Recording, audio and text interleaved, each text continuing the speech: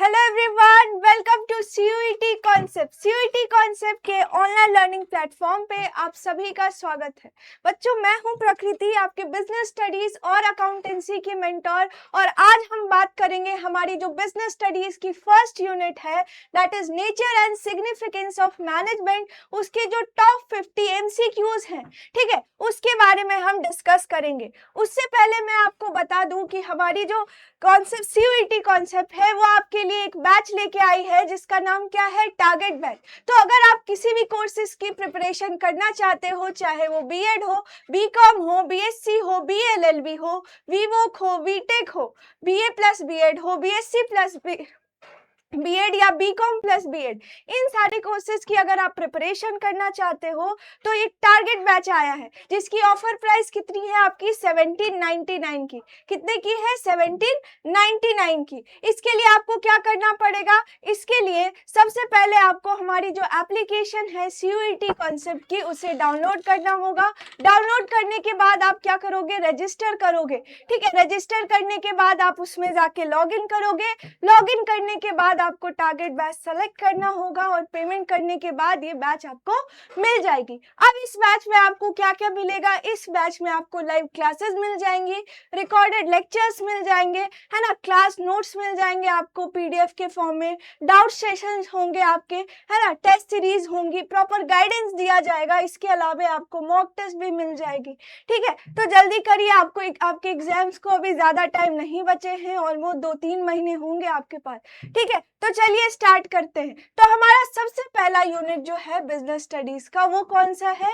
वो है हमारा nature and significance of management. इसमें जो मैनेजमेंट की चीजें हैं, चाहे वो मैनेजमेंट की मीनिंग हो, कैरेक्टरिस्टिक्स हो, इंपॉर्टेंस हो, है ना, या उसकी ऑब्जेक्टिव क्या होती है, कोऑर्डिनेशन क्या होता है, ठीक है, इन सारी चीजों के बारे में हमने पढ़ा था। तो सबसे पहला क्वेश्चन है आपका कि management has to see that the task are completed and the goals are achieved with the least amount of resources at the minimum cost. तो identify the two related concepts of management. अब बोला जा रहा है कि management को देखना पड़ता है कि जो काम हम कर रहे हैं अपने ऑर्गेनाइजेशन में, ठीक है, या फिर जो गोल्स हमने अचीव किया है वो सही तरीके से हो, मतलब जो गोल्स है वो टाइमली अचीव हो जाए, और उस गोल को अचीव करने के लिए हम जो काम कर रहे हैं उसमें हमारे कम रिसोर्सेस का यूज हो और कम कॉस्ट इनकर हो। ठीक है, तो इसमें मैनेजमेंट की कौन से कॉन्सेप्ट के बारे में बताया गया है? ऑप्शंस क्या क्या है? Coordination and efficiency, efficiency and effectiveness, तीसरा आता है आपका प्लानिंग एंड इफेक्टिवनेस, और चौथा ऑप्शन है आपका मैनेजमेंट एंड एडमिनिस्ट्रेशन। तो आप एक बार रिकैप करो कि जब हम मैनेजमेंट के बारे में पढ़ रहे थे तो फर्स्ट पार्ट में हम उसकी मीनिंग को और उससे जो 3 टर्म्स रिलेटेड थी, 3 कॉन्सेप्ट्स रिलेटेड थे मैनेजमेंट में हमारे, दैट इज प्रोसेस, दूसरी आती थी आपकी इफेक्टिवनेस, और तीसरा एफिशिएंसी। तो इफेक्टिवनेस मीन्स क्या होता है कि जो काम है उसे सही तरीके से करना, जो गोल्स आपने सेट किया है उसे टाइमली अचीव करना, और एफिशिएंसी की मीनिंग होती है कि जो काम आप कर रहे हो वो कम रिसोर्सेस के साथ करो, है ना, कम रिसोर्सेस को यूज करके ज्यादा आउटपुट प्रोड्यूस करो और उसमें कम कॉस्ट आए। ठीक है, तो ये सारी चीजों का मतलब क्या है? एक का मतलब आपका इफेक्टिवनेस हो जाता है, जिसमें क्या बोला जाता है कि आप क्या करो, अपने गोल्स को टाइमली अचीव करो, और जो एफिशिएंसी बात करती है वो मिनिमम कॉस्ट की बात करती है, मिनिमम यूजेस ऑफ रिसोर्सेस की बात करती है। ठीक है, तो ये कौन सा ऑप्शन करेक्ट हो जाएगा? आपका ऑप्शन बी, क्योंकि जो कम रिसोर्सेस की बात करें या फिर मिनिमम कॉस्ट की बात करें तो वो आपकी एफिशिएंसी में आ जाती है, और जब हम टाइमली गोल्स अचीव करने की बात करते हैं तो वो किस में आ जाता है? आपका इफेक्टिवनेस में आ जाता है। तो यहाँ करेक्ट ऑप्शन हो जाएगा option B, that is effectiveness and efficiency.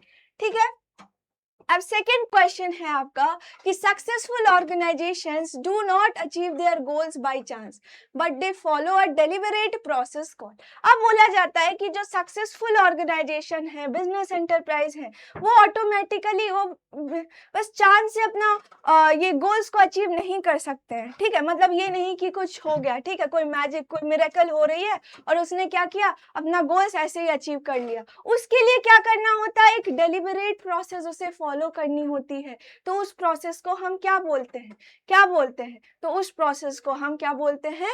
Effectiveness, efficiency, coordination या फिर मैनेजमेंट। तो ये जो डेलिबरेट प्रोसेस है जिसका यूज करके ऑर्गेनाइजेशन क्या करता है, अपने गोल्स को अचीव करता है, उसे हम क्या बोलते हैं? मैनेजमेंट। क्योंकि जब भी आप मैनेजमेंट की बात करो तो उसका चाहे एक ऑब्जेक्टिव हो या फिर इंपॉर्टेंस या इसकी फंक्शन की बात करो, तो मैनेजमेंट का क्या होता है? ऑब्जेक्टिव, फंक्शन या इंपॉर्टेंस, कि वो ऑर्गेनाइजेशनल गोल को अचीव करने में हेल्प करती है। तो यहाँ करेक्ट ऑप्शन क्या हो जाएगा? Option D, that is management. ठीक है, अब देखो थर्ड क्वेश्चन आता है कि corrective action comes under which function of management. अब बोला जा रहा है कि जो करेक्टिव एक्शन होता है वो कौन से मैनेजमेंट के कौन से फंक्शंस के अंदर आती है। तो एक बार सोचो, जो हमने पढ़ा था, जो करेक्टिव एक्शन है वो हम कब लेते हैं? कब लेते हैं? जब डेविएशन अराइज होती है। जब डेविएशन अराइज होती है किसके बीच? स्टैंडर्ड परफॉर्मेंस और एक्चुअल परफॉर्मेंस के बीच। जो स्टैंडर्ड हमने सेट किया था कि हमारा काम ऐसे होना चाहिए, और जो हमारी एक्चुअल परफॉर्मेंस है उसे हम कंपेयर करते हैं, और अगर उसमें कोई डेविएशन आ रही है तो उसके लिए हम करेक्टिव एक्शन लेते हैं। तो ये सारी चीजें मैनेजमेंट के कौन से फंक्शंस में हम परफॉर्म करते हैं? क्या प्लानिंग में करते हैं, ऑर्गेनाइजिंग में करते हैं, डायरेक्टिंग में करते हैं, या कंट्रोलिंग में करते हैं? तो ये सारे जो फंक्शंस हैं, ठीक है, इन सारे फंक्शन में से जो हमारा कंट्रोलिंग फंक्शन है उसमें ये सारी चीजें आपकी आती है। तो ये जो करेक्टिव एक्शन है ये आपका किस में आता है? मैनेजमेंट के लास्ट फंक्शन में, दैट इज कंट्रोलिंग। तो यहाँ करेक्ट ऑप्शन हो जाएगा आपका option D, that is control. ठीक है, अब देखो नेक्स्ट क्वेश्चन आता है कि policy formulation is the function of. अब बोला जा रहा है कि ये जो पॉलिसी फॉर्मुलेशन होती है ऑर्गेनाइजेशन में, जो पॉलिसी बनाई जाती है, ये किसका काम होता है? टॉप लेवल मैनेजमेंट का काम होता है, मिडिल लेवल मैनेजमेंट का काम होता है, या फिर लोअर या सुपरविजरी लेवल का काम होता है? तो जब हम लेवल्स ऑफ मैनेजमेंट में पढ़ रहे थे तो हमने टॉप लेवल मैनेजमेंट के बारे में पढ़ा था। तो उसका काम क्या होता था? कि ऑब्जेक्टिव सेट करना, है ना, पॉलिसी फॉर्मेशन। ठीक है, तो जो पॉलिसी फॉर्मुलेशन होती है ये किसका काम होता है? टॉप लेवल मैनेजर्स का। किसका होता है? टॉप लेवल मैनेजर्स का। और मिडिल लेवल मैनेजर्स जो डिपार्टमेंटल एक्टिविटीज आ जाते हैं आपके, वो उन सारी चीजों को देखता है। और जो सुपरविजरी लेवल ऑफ मैनेजमेंट, वो जो फर्स्ट लाइन मैनेजर्स आते हैं, वो वर्कर्स से डायरेक्ट कॉन्टैक्ट में रहते हैं। तो वो ऑपरेशन से रिलेटेड जो सारी चीजें हैं जिसमें वर्कर्स इन्वॉल्व रहते हैं, उन सारी चीजों को वो देखते हैं। तो यहाँ करेक्ट ऑप्शन क्या हो जाएगा आपका? ऑप्शन ए, क्योंकि जो पॉलिसी फॉर्मेशन है या फॉर्मुलेशन है ये काम टॉप लेवल मैनेजर्स का होता है। ठीक, अब देखो नेक्स्ट क्वेश्चन आता है कि goal setting is the function of. अभी हमने डिस्कस किया, लेकिन क्वेश्चन को आपको घुमा के पूछा गया है। बात वही हो रही है, लेवल्स ऑफ मैनेजमेंट की बात हो रही, लेकिन वहां आपको डायरेक्ट लेवल्स के बारे में पूछा था। कौन करेंगे? टॉप लेवल मैनेजर्स करेंगे, मिडिल लेवल मैनेजर्स करेंगे, या ऑपरेशन लेवल मैनेजर्स करेंगे? यहाँ आपको कुछ वो दी गई है, जॉब पोजीशंस दी गई है ना, उससे आपको पूछा गया है कि ये किनका काम है। तो गोल सेटिंग, एक तो हम जानते हैं कि गोल कौन सेट करता है? हमारा टॉप लेवल मैनेजमेंट। अब टॉप लेवल मैनेजमेंट में आपके सीईओज आते हैं, है ना, आपके चेयरपर्सन आते हैं, चेयरमैन, डायरेक्टर्स, वाइस चांसलर्स, ठीक है, तो ये सारे आते हैं आपके टॉप लेवल मैनेजर्स में। अब ऑप्शन क्या क्या दिया है? सीईओ, तो ये आपके टॉप लेवल मैनेजमेंट में आएंगे। फोरमैन जो है वो आपके सुपरविजरी लेवल ऑफ मैनेजमेंट में आएंगे। सुपरवाइजर भी आपके सुपरविजरी लेवल ऑफ मैनेजमेंट में आएंगे। तो ये जो गोल सेटिंग का काम होता है ये टॉप लेवल मैनेजर्स का होता है, टॉप लेवल मैनेजमेंट का होता है। और हम जानते हैं कि जो सीईओ है वो हमारे टॉप लेवल मैनेजमेंट में आते हैं। तो यहाँ आपका करेक्ट ऑप्शन हो जाएगा option A, that is CEO. ठीक है, अब देखो नेक्स्ट क्वेश्चन है, how does a manager wants to achieve its objective. जो मैनेजर है, how does a manager wants to achieve his objective. एक मैनेजर कैसे चाहता है अपने ऑब्जेक्टिव्स को, गोल्स को अचीव करना? कैसे चाहेगा? वही जो दो कंसेप्ट्स आती है हमारे मैनेजमेंट की, that is effectiveness, that is timely achieve करना चाहेगा। और जो एफिशिएंसी की बात करते हैं तो मिनिमम कॉस्ट के साथ। तो इफेक्टिवली, बस इफेक्टिवली फिर पूछा गया सिर्फ इफिशिएंटली, या तीसरा है बोथ एफिशिएंटली एंड इफेक्टिवली, और चौथा क्या है नन ऑफ दिस। तो एक मैनेजर चाहेगा कि वो जो अपने गोल्स को अचीव कर रहा है वो इफेक्टिव मैनर में करे और एफिशिएंटली करे। तो यहाँ दोनों चीजें आएंगी आपकी, तो आपका करेक्ट ऑप्शन हो जाएगा option C, that is effectiveness and efficiency. ठीक है, ये टर्म्स बहुत इंपॉर्टेंट है और इससे एनटीए क्वेश्चन पूछती ही है। ठीक है, तो ये जो है आपकी इफेक्टिवनेस और एफिशिएंसी ये बहुत इंपॉर्टेंट है। ठीक है, तो करेक्ट ऑप्शन क्या हो जाएगा आपका option C, that is effectiveness and efficiency. ठीक है, अब नेक्स्ट क्वेश्चन आता है कि human resource are an organisations greatest assets. हम जानते हैं कि जो ह्यूमन रिसोर्सेज होते हैं वो एक ऑर्गेनाइजेशन के मोस्ट वैल्यूएबल एसेट्स होते हैं, मोस्ट इंपॉर्टेंट एसेट्स होते हैं। क्यों होते हैं? क्योंकि एक ऑर्गेनाइजेशन को दूसरे ऑर्गेनाइजेशन से कौन डिफरेंशिएट करता है? उसके एम्प्लॉयज, उसके ह्यूमन एसेट्स। तो जो बिजनेस की ग्रोथ है, सक्सेस है, जो गुडविल है, उनके ह्यूमन रिसोर्सेज पे डिपेंडेंट होती है। अब क्या है, despite all the development in technology, getting work done from people is still a major task for the manager. अब बोला जाता है कि टेक्नोलॉजी में कितनी भी एडवांसमेंट क्यों ना हो जाए, लेकिन लोगों से काम कराना मैनेजर के लिए बहुत कॉम्प्लिकेटेड टफ टास्क होता है। Identify the dimensions of management being describe here. तो यहाँ पूछा जा रहा है कि यहाँ मैनेजमेंट के कौन से डायमेंशंस को हम, किस डायमेंशन को यहाँ हाईलाइट किया गया है, डिस्क्राइब किया गया है। अब हम जानते हैं कि मैनेजमेंट मल्टी डायमेंशनल होती है, जिसमें पहला आता है आपका मैनेजमेंट ऑफ वर्क, दूसरा आता है आपका मैनेजमेंट ऑफ ऑपरेशन, और तीसरा आता है मैनेजमेंट ऑफ पीपल।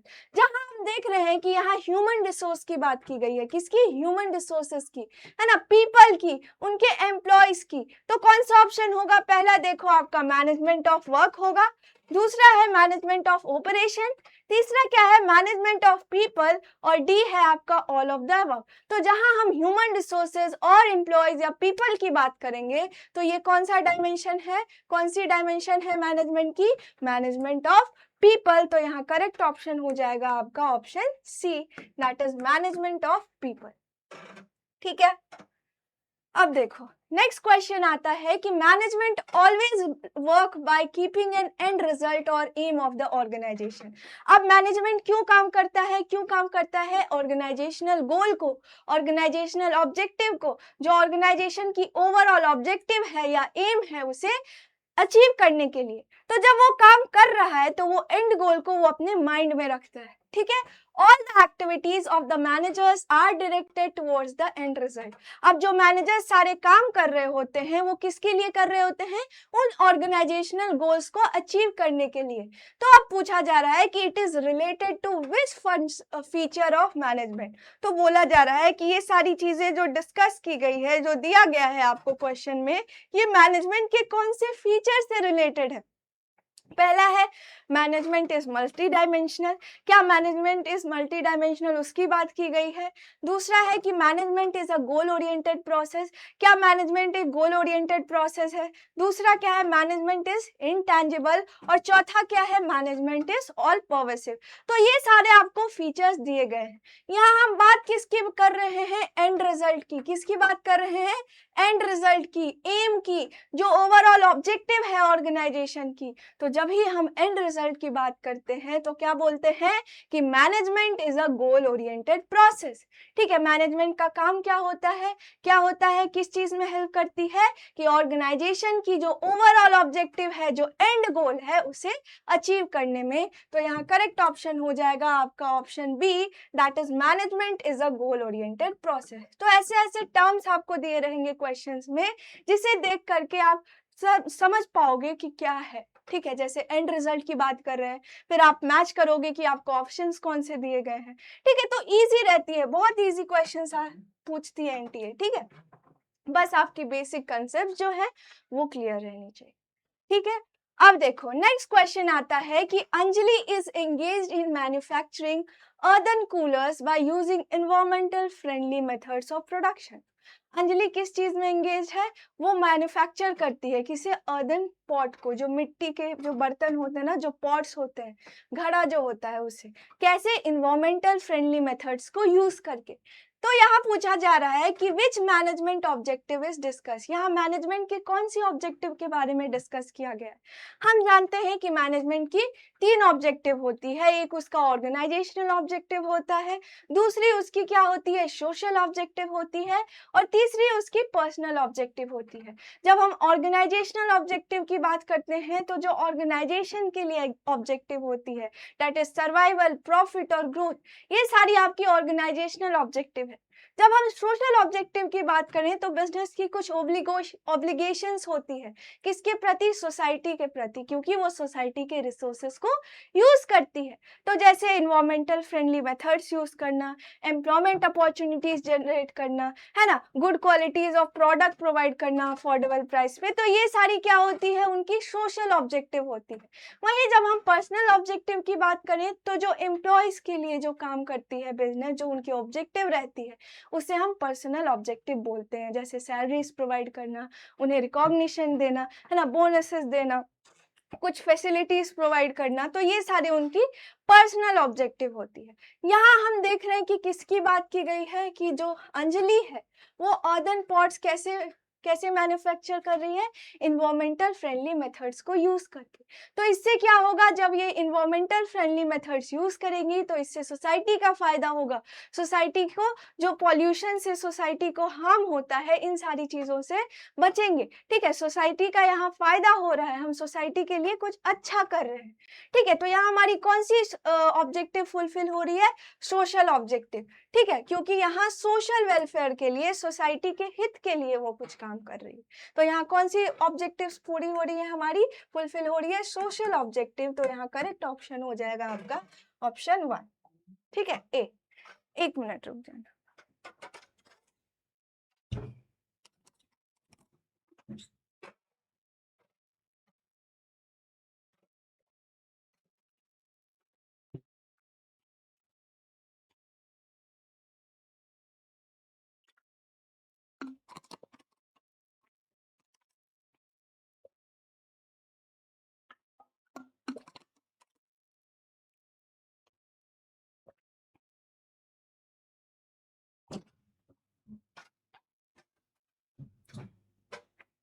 अब नेक्स्ट क्वेश्चन आता है कि Sangeeta has started a new business of providing organic vegetables and fruits.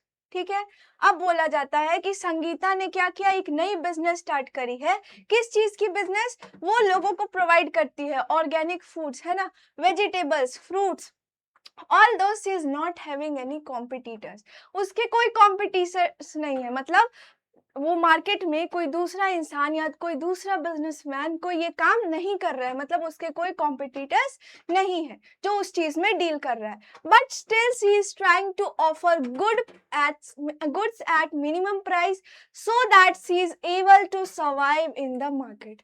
इसके बावजूद भी वो क्या कर रही है, जो वो गुड्स बेच रही है, जो फ्रूट्स एंड वेजिटेबल्स वो लोगों को बेच रही है, वो मिनिमम प्राइस पे दे रही है। गुड क्वालिटी के प्रोडक्ट्स वो मिनिमम प्राइस पे, गुड क्वालिटी के फ्रूट्स वेजिटेबल मिनिमम प्राइस पे वो कस्टमर्स को दे रही है, कंज्यूमर्स को दे रही है, and make sure that the people with the limited income can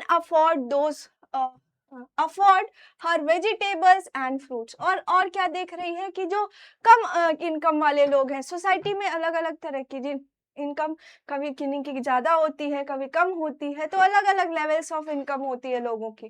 तो वो देख रही है, वो इस चीज का ध्यान रख रही है कि जिनके पास कम इनकम है वो भी उसके फ्रूट्स या वेजिटेबल को अफोर्ड कर पाए, खरीद पाए। ठीक है, state the 2 objective she is trying to achieve. अब बोला जा रहा है कि वो कौन सी ऑब्जेक्टिव अचीव करना चाह रही है। ठीक है, कौन सी ऑब्जेक्टिव फुलफिल करना चाह रही है। तो पहला है आपका ऑर्गेनाइजेशनल एंड पर्सनल ऑब्जेक्टिव, दूसरा क्या है, ऑर्गेनाइजेशनल एंड सोशल ऑब्जेक्टिव, तीसरा है सोशल एंड पर्सनल ऑब्जेक्टिव, और डी है आपका ऑल ऑफ दीज। सबसे पहले देखो कि हमने देखा कि सीज क्या कर रही है, she is trying to offer the goods and services, sorry goods, fruits and vegetables, यहाँ हम फ्रूट्स एंड वेजिटेबल्स की बात कर रहे हैं, वो अफोर्डेबल प्राइस पे, मिनिमम प्राइस पे बेच रही है। क्यों कर रही है, to survive in the market. जब हम जानते हैं कि जब हमने ऑर्गेनाइजेशनल ऑब्जेक्टिव के बारे में डिस्कस किया था तो उसके अंदर हमारी सर्वाइवल आती है ना, फिर क्या आता है, प्रॉफिट आती है और तीसरा हमारा ग्रोथ आता है। तो ये आपकी ऑर्गेनाइजेशनल ऑब्जेक्टिव होती है।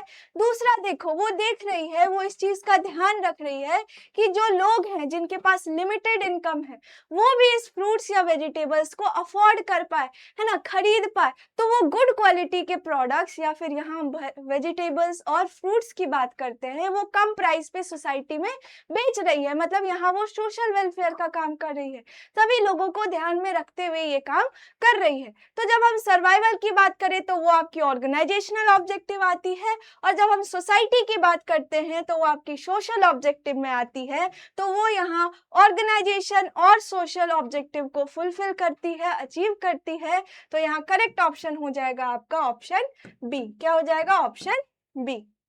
ठीक है, अब देखो नेक्स्ट क्वेश्चन आता है कि on introduction of any change in the organisation all employees hesitate to accept the changes. अब कोई भी चेंजेस अगर ऑर्गेनाइजेशन में लाया जाए तो इनिशियल फेज में, जो इनिशियल स्टेज होता है, उसमें जो एम्प्लॉयज ना वो सोचते हैं नहीं नहीं हम इस चेंज को एक्सेप्ट नहीं करेंगे। ठीक है, क्योंकि अब सारी चीजें चेंज हो जाएंगी तो होता है ना कि अब उनको नए नए तरीके सीखने होंगे काम करने के, है ना। तो इसी वजह से तो managers convince the employees and guide them to adopt the changes willingly. इसके बाद मैनेजर क्या करते हैं?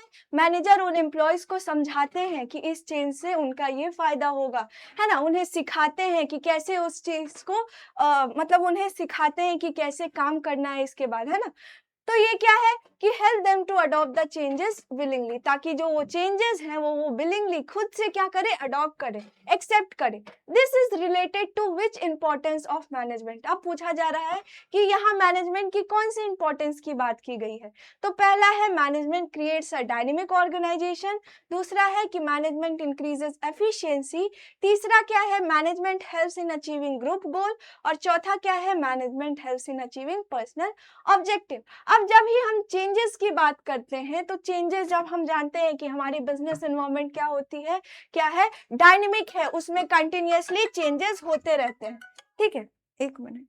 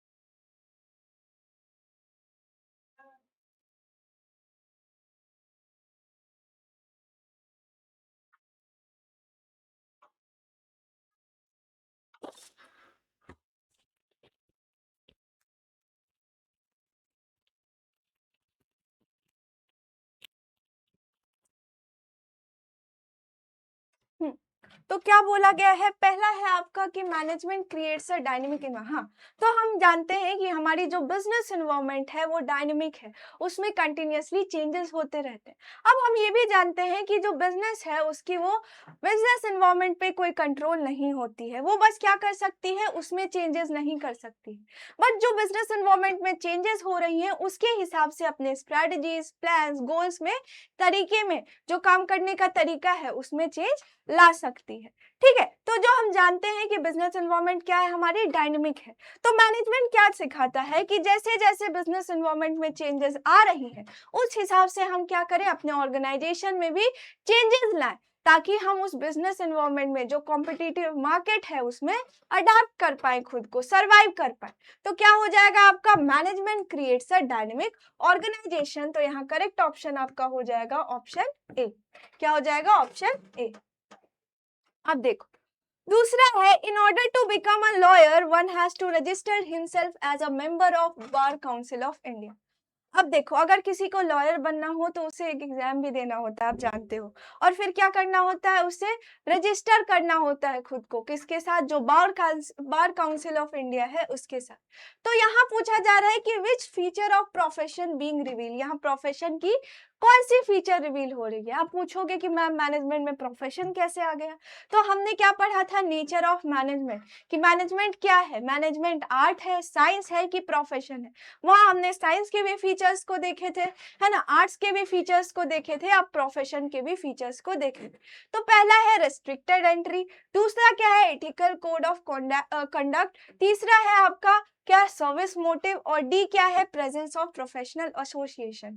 तो यहाँ बार काउंसिल की बात हो रही है ना, बार काउंसिल की हो रही है बात। तो क्या हो जाएगा यहाँ करेक्ट ऑप्शन आपका, प्रेजेंस ऑफ प्रोफेशनल एसोसिएशंस। क्या होता है कि प्रोफेशन में कुछ एसोसिएशंस होते हैं जिसका मेंबर बनना होता है, जिसे उस प्रोफेशन में जाना होता है उसे, जहाँ लॉयर को क्या करना होता है, खुद को रजिस्टर करना होता है, किसके साथ, बार काउंसिल ऑफ इंडिया के साथ।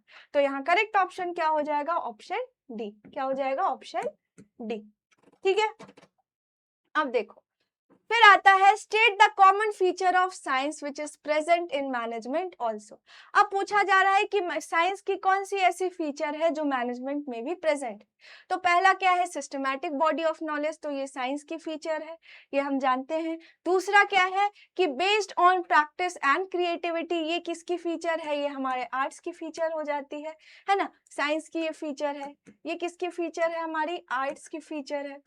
लेकिन फिर सॉरी, लेकिन नहीं, थर्ड क्या है, यूज ऑफ एथिकल कोड्स, तो ये हमारी प्रोफेशन की फीचर्स हो जाती है, किसकी फीचर है, हमारी प्रोफेशन की फीचर है। और लास्ट क्या है, यूनिवर्सल वैलिडिटी, ये भी साइंस की फीचर है। लेकिन एक बात ध्यान रखना, ये जो फीचर है साइंस की, ये मैनेजमेंट में प्रेजेंट नहीं है। मैनेजमेंट के जो प्रिंसिपल्स हैं उनकी यूनिवर्सल वैलिडिटी होती है, लेकिन जैसे साइंस के प्रिंसिपल्स जैसे जो हर जगह अप्लाई हो सकते हैं, वैसे मैनेजमेंट के प्रिंसिपल्स नहीं होते हैं। तो ऑलमोस्ट उनकी हर जगह यूनिवर्सल वैलिडिटी नहीं होती है। ठीक है, उनकी यूनिवर्सल वैलिडिटी हर जगह नहीं होती है। ठीक है, लेकिन जो है मैनेजमेंट, वो भी साइंस की तरह एक सिस्टमैटिक बॉडी ऑफ नॉलेज होती है। तो यहाँ करेक्ट ऑप्शन क्या हो जाएगा, ऑप्शन ए, क्योंकि ये जो साइंस की फीचर है ये मैनेजमेंट में प्रेजेंट है। जबकि हाँ, भले ही यूनिवर्सली एक्सेप्टेड है मैनेजमेंट के प्रिंसिपल्स भी, लेकिन जैसे साइंटिफिक प्रिंसिपल्स हैं हमारे, जो साइंस के प्रिंसिपल है, जहाँ हम हर जगह यूज कर सकते हैं, अप्लाई कर सकते हैं, लेकिन ऐसा यूनिवर्सल एप्लीकेशन मैनेजमेंट के प्रिंसिपल्स का नहीं होता है। ठीक है, तो हमारा करेक्ट ऑप्शन ए हो जाएगा। ठीक है, फिर आता है as middle level of management make sure that the department has necessary personnel और एम्प्लॉयज। अब देखो, मिडिल लेवल मैनेजमेंट जो है उन्हें ध्यान रखना होता है कि उनके जो रेस्पेक्टिव डिपार्टमेंट्स हैं उसमें प्रॉपर नंबर ऑफ जो जितने एम्प्लॉयज चाहिए उतने प्रेजेंट हो।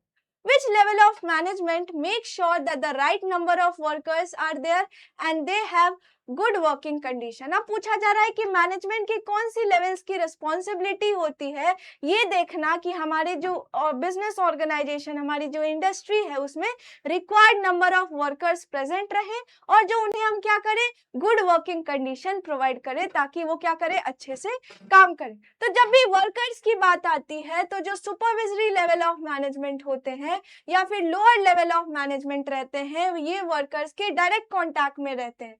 किसके डायरेक्ट कांटेक्ट में रहते हैं, वर्कर्स के डायरेक्ट कांटेक्ट में रहते हैं, चाहे ये सुपरवाइजर्स हो, फोरमैन हो, है ना, या फिर फर्स्ट लाइन मैनेजर्स हो, ये से वर्कर से रिलेटेड जो सारी चीजें हैं उसे देखते हैं। तो ये काम होता है आपके बॉटम लेवल मैनेजमेंट, जिसे लोअर लेवल मैनेजमेंट या सुपरवाइजरी लेवल ऑफ मैनेजमेंट आप बोलते हो। तो यहाँ करेक्ट ऑप्शन हो जाएगा आपका ऑप्शन सी। क्या हो जाएगा, ऑप्शन सी, एक ऑप्शन सी। ठीक, अब देखो, If superintendent belongs to supervisory level, then plant superintendent belong to। अब बोला जा रहा है कि अगर हम ऐसा माने कि जो सुपरिटेंडेंट है वो सुपरविजरी लेवल पे काम करते हैं, लोअर लेवल पे, तो जो प्लांट सुपरिटेंडेंट है वो किस लेवल को बिलोंग करेंगे, किस लेवल से को बिलोंग करेंगे? तो ये जो प्लांट सुपरिटेंडेंट है ये आपके मिडिल लेवल मैनेजमेंट में आते हैं। इनका काम है कि हर डिपार्टमेंट के बीच क्या करना, कोऑर्डिनेशन बनाए रखना, जो मिडिल लेवल मैनेजमेंट का काम होता है। ठीक है, तो क्या होगा यहाँ करेक्ट ऑप्शन आपका ऑप्शन बी, जो प्लांट सुपरिटेंडेंट है वो आपके मिडिल लेवल मैनेजमेंट में आएंगे। ठीक, अब देखो नेक्स्ट क्वेश्चन आता है, it bridges the gap between where we are and where we want to grow. यहाँ मैनेजमेंट की फंक्शन की बात की गई है कि कौन सी मैनेजमेंट की फंक्शन ऐसी होती है जो इंश्योर करती है जो गैप है हमारे, कि अभी हम कहाँ हैं प्रेजेंट में, ठीक है, अभी हम कहाँ खड़े हैं और फ्यूचर में हमें कहाँ जाना है, हमें क्या अचीव करनी है। तो ये जो गैप है इसे कौन ब्रिज करता है, मैनेजमेंट का कौन सा फंक्शन ब्रिज करता है? तो ये जो गैप होती है इसे जो प्लानिंग फंक्शन है मैनेजमेंट की वो क्या करती है, ब्रिज करती है, वो इंश्योर करती है, वो उस गैप को ब्रिज करती है कि अभी हम कहाँ हैं, where we are and where we want to go. ठीक है, तो ये हम देखे हो गए एनसीईआरटी में आपकी लाइन होगी कि planning bridges the gap between where we are and where we want to go, क्योंकि मैनेजमेंट में हम डिसाइड करते हैं कि हमें क्या करना है, कैसे करना है, कब करना है और कौन करेगा। ठीक है, तो ये सारा फंक्शन आपके प्लानिंग का होता है, तो यहाँ करेक्ट ऑप्शन हो जाएगा आपका ऑप्शन ए। ठीक है, ऑप्शन ए।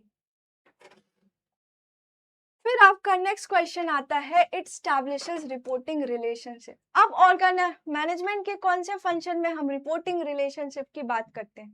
रिपोर्टिंग रिलेशनशिप मींस कौन किसका सुपीरियर होगा, कौन किसका सबऑर्डिनेट होगा, कहाँ हम अथॉरिटी और रिस्पॉन्सिबिलिटी की बात करते हैं, कौन किसे ऑर्डर्स दे सकता है, कौन किसे ऑर्डर्स ले सकता है। तो हम क्या करते हैं, जो सुपीरियर्स और सबऑर्डिनेट्स हैं उनके बीच रिपोर्टिंग रिलेशनशिप स्टैब्लिश करते हैं। तो ये सारी चीजें आपकी ऑर्गेनाइजिंग में आती है। आप याद करो प्रोसेस ऑफ ऑर्गेनाइजिंग, उसका जो लास्ट स्टेप है वो वही होता है आपका एस्टैब्लिशिंग, क्या होता है, एस्टैब्लिशिंग रिपोर्टिंग रिलेशनशिप। तो यहाँ करेक्ट ऑप्शन हो जाएगा आपका ऑप्शन बी। क्या हो जाएगा, ऑप्शन बी। ठीक है, अब देखो नेक्स्ट क्वेश्चन आता है कि दिस कंसेप्ट इंश्योर्स इंटीग्रेशन। ये जो कंसेप्ट है ये क्या इंश्योर करता है, क्या देखता है, इंटीग्रेशन को, है ना, टाइमिंग को, सीक्वेंस ऑफ एफर्ट्स को, so that the plan objectives are achieve with the minimum conflicts, ताकि जो हमारी प्लान ऑब्जेक्टिव है, जो हमने ऑब्जेक्टिव सेट करी है वो अच्छे से अचीव हो जाए, स्मूथली अचीव हो जाए, और जो लोग हैं, जो एक्टिविटीज हैं, जो डिपार्टमेंट्स हैं उनके बीच कंफ्लिक्ट ना हो। जब ही इंटीग्रेशन की बात होती है वहीं आपकी बात कोऑर्डिनेशन की आ जाती है, क्योंकि कोऑर्डिनेशन एक बाइंडिंग फोर्स होता है जो ऑर्गेनाइजेशन के हर एक एक्टिविटीज को, जो डिफरेंट डिपार्टमेंट्स के एक्टिविटीज को, एफर्ट्स को इंटीग्रेट करता है, उन्हें साथ लाता है और कॉमन डायरेक्शन प्रोवाइड करता है, ताकि जो हमारी ऑर्गेनाइजेशनल गोल है वो अच्छे तरीके से अचीव हो जाए। तो कौन कौन सा ऑप्शन है, मैनेजमेंट, प्लानिंग, कोऑर्डिनेशन या कोऑपरेशन। तो यहाँ बात करते हैं किसकी, कोऑर्डिनेशन की। तो हमारा करेक्ट ऑप्शन हो जाएगा option C, that is coordination.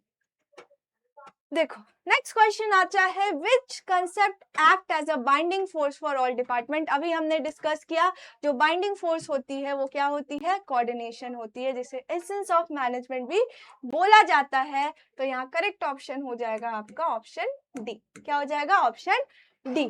ठीक है, अब देखो नेक्स्ट क्वेश्चन आता है आपका, the process of creating an internal environment where the individual work effectively and efficiently for achievement of goal is known as. अब बोला जा रहा है कि एक ऐसी प्रोसेस जिसमें हम क्या करते हैं, इंटरनल एनवायरनमेंट क्रिएट करते हैं, जिससे जो इंडिविजुअल हैं, जो लोग हैं, वो इफेक्टिवली काम करते हैं और एफिशिएंटली काम करते हैं, ताकि हमारी ऑर्गेनाइजेशनल गोल है वो अच्छे से अचीव हो जाए। तो पहला क्या है, कोऑर्डिनेशन, दूसरा क्या है, डेलीगेशन, तीसरी आपकी मैनेजमेंट और चौथा क्या है, प्लानिंग।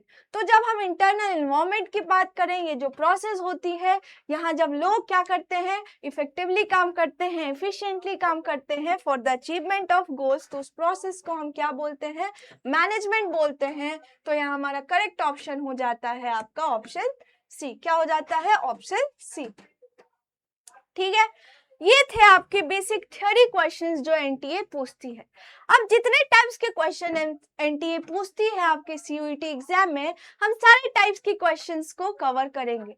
ठीक है, जितने भी एक्सपेक्टेड एमसीक्यूज हैं कि हाँ आपके यूनिट 1 से कौन कौन से एमसीक्यूज आ सकते हैं, वो सारे एमसीक्यूज को आज हम देखेंगे, इसीलिए टेंशन लेने की बिल्कुल जरूरत नहीं है। फिर आप सोचोगे अरे इसके अलावा पूछ ही क्या सकता है एग्जाम में, जो भी पूछेगा हम सब आंसर कर देंगे। अब दूसरे टाइप की जो क्वेश्चन आती है आपकी, वो आती है असर्शन और रीजन वाली क्वेश्चन। तो सबसे पहला क्वेश्चन है कि मैनेजमेंट इज मल्टी डायमेंशनल। पहले बोला गया है कि जो मैनेजमेंट होती है हमारी मल्टी डायमेंशनल होती है। ठीक है, अलग अलग डायमेंशंस होते हैं, management of work, management of operation and management of people. दूसरा है रीजन, क्या बोल रहा है आपका कि the effect of management is noticeable in the organisation where the targets are achieved according to the plans, employees are happy and satisfied and there is order instead of chaos। अब बोला जाता है, हम जानते हैं कि जो मैनेजमेंट है वो इंटेंजिबल फोर्स होती है। इंटेंजिबल मीन्स उसे ना तो हम देख सकते हैं, है ना, उसकी कोई फिजिकल एग्जिस्टेंस नहीं होती है, ना उसे हम देख सकते हैं, ना हम उसे छू सकते हैं, बस हम उसकी एग्जिस्टेंस को फील कर सकते हैं। कैसे फील करेंगे? जब हमारे ऑर्गेनाइजेशन में जो हमारी ऑर्गेनाइजेशनल गोल है वो अच्छे तरीके से अचीव होगी, सारी चीजें प्लान्स के हिसाब से होंगी, एम्प्लॉय जो है वो हैप्पी रहेंगे, सेटिस्फाइड रहेंगे, और जो ऑर्गेनाइजेशन में कोई कन्फ्लिक्ट नहीं होगी, केओस नहीं होगी, उससे हम समझेंगे कि जो हमारी ऑर्गेनाइजेशन है, ठीक है, वो स्मूथली काम कर रही है, जो मैनेजमेंट है वो एग्जिस्ट कर रही है हमारे ऑर्गेनाइजेशन में। तो ये स्टेटमेंट भी आपका सही है और ये स्टेटमेंट भी सही है। हम जानते हैं मैनेजमेंट मल्टी डायमेंशनल है और यहाँ जो है management as an intangible force की बात की गई है। अब आपके पास ऑप्शंस क्या है? बोला गया है कि assertion is incorrect but reason is correct, but हमने क्या देखा कि दोनों ही करेक्ट है, मतलब ये ऑप्शन भी नहीं होगा और ये ऑप्शन भी नहीं होगा। अब या तो सी होगा या डी होगा। सी क्या बोल रहा है कि both assertion and reason are correct and reason is the correct explanation of assertion. अब बोल रहा है कि असर्शन और रीजन दोनों ही करेक्ट है और जो रीजन है वो असर्शन को करेक्टली एक्सप्लेन कर रहा है। क्या आप इन दोनों के बीच कोई रिलेशन देख रहे हो? क्या यहाँ मल्टी डायमेंशनल में अगर ऑपरेशन या वर्क या फिर मैनेजमेंट ऑफ पीपल की बात की गई है? नहीं ना, बात तो सही है, दोनों बात सही है, बट इन दोनों के बीच कोई कनेक्शन नहीं है, तो ये ऑप्शन तो आपका गलत होगा। तो करेक्ट कौन सा होगा? आपका option D, that is both an assertion and reason are correct. दोनों असर्शन और रीजन दोनों ही करेक्ट है, लेकिन रीजन असर्शन का करेक्ट एक्सप्लेनेशन नहीं है। तो यहाँ करेक्ट ऑप्शन क्या हो जाएगा? आपका ऑप्शन डी। ठीक है, सॉरी। अब देखो नेक्स्ट क्वेश्चन है कि planning is that function of management which determines in advance what to do and how to do. अब बोला जा रहा है कि प्लानिंग मैनेजमेंट की वो फंक्शन है जिसमें हम क्या डिटरमाइन करते हैं कि हमें क्या करना है, कैसे करना है, कब करना है और ये काम कौन करेगा। तो ये स्टेटमेंट तो आपका सही।